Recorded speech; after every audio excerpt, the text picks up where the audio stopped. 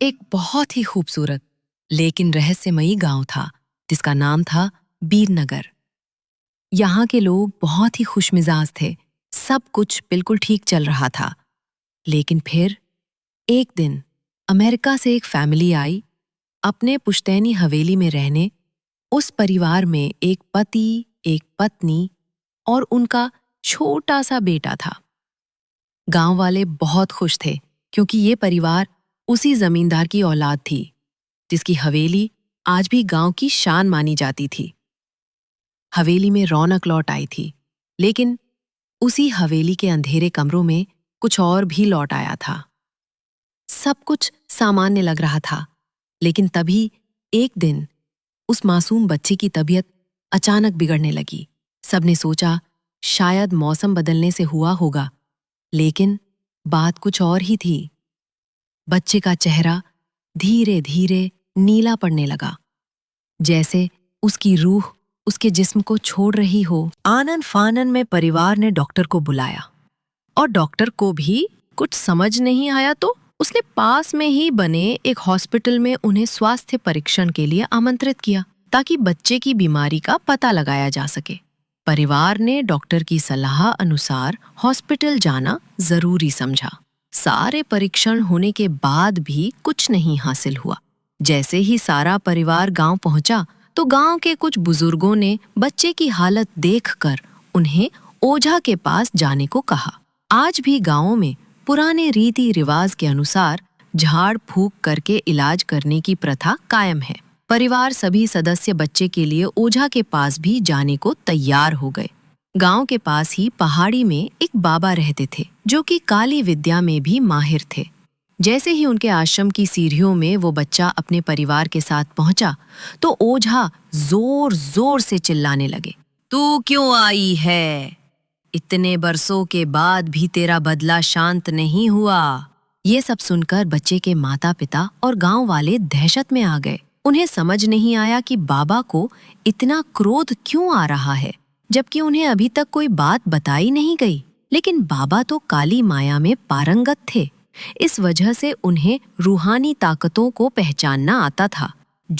सभी लोग आश्रम के अंदर दाखिल हुए, लेकिन बाबा ने सिर्फ बच्चे को पास बुलाया। उसकी हालत अब बहुत ही खराब हो चुकी थी। आंखें पूरी तरह लाल, चेहरा नीला और शरीर तप रहा था जैसे कोई आग के अंगारों में जल रहा हो। तभी बाबा ने अपनी विभूति उठाई और बच्चे के मुंह पे फेंकी।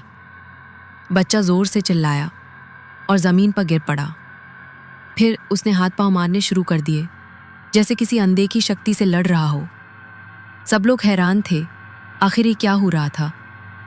तभी बच्चा अपने पैर की उंगलियों के बल खड़ा हो गया और एक बहुत ही डरावनी औरत की आवाज में बोला, अरे ओ प्रेमनाथ, मैं तुझे नष्ट कर दूंगी। ये सुनते ही उसके माँ बाप कांप उठे। वो समझ ही नहीं पा रहे थे कि उनके मासूम बच्चे की आवाज इतनी भयावह और बदल चुकी थी। ओझा ने फौरन एक मंत्र पढ़ा और बच्चे को काबू में किया। सारा गांव अब बाबा को घेर चुका था। बाबा, ये क्या हो रहा है? ये बच्चा ऐसा क्यों कर रहा है?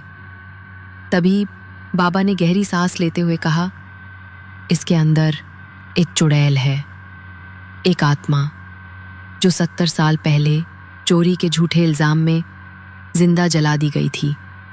अब वो वापस लौट आई है बदला लेने। लेकिन वो चुड़ैल यूं ही वापस नहीं आई थी।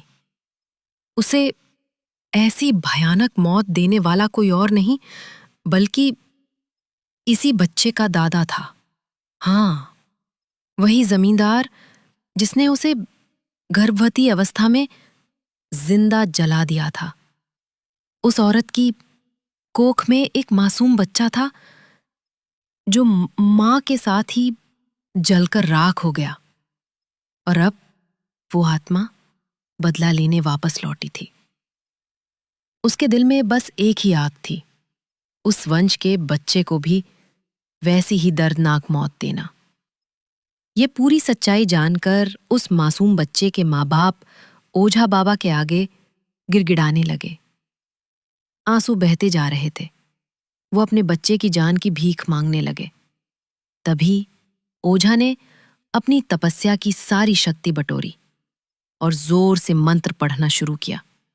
चारों तरफ हवा गूंजने लगी, दीपक टिमटिमाने लगे और फिर एक तेज चीख के साथ चुड़ैल उस बच्चे के शरीर से बाहर निकल गई। बच्चा धीरे धीरे सामान्य होने लगा। सभी को लगा सब खत्म हो गया है, सब ठीक हो गया है। लेकिन ये तो सिर्फ एक शुरुआत थी। अगर आप भी इस भयानक कहानी से कांप उठे हैं तो लाइक कीजिए, शेयर कीजिए और सब्सक्राइब करना ना भूलें, क्योंकि अगली कहानी और भी ज्यादा डरावनी होने वाली है। बहुत जल्द फिर मिलेंगे एक और खौफनाक कहानी में।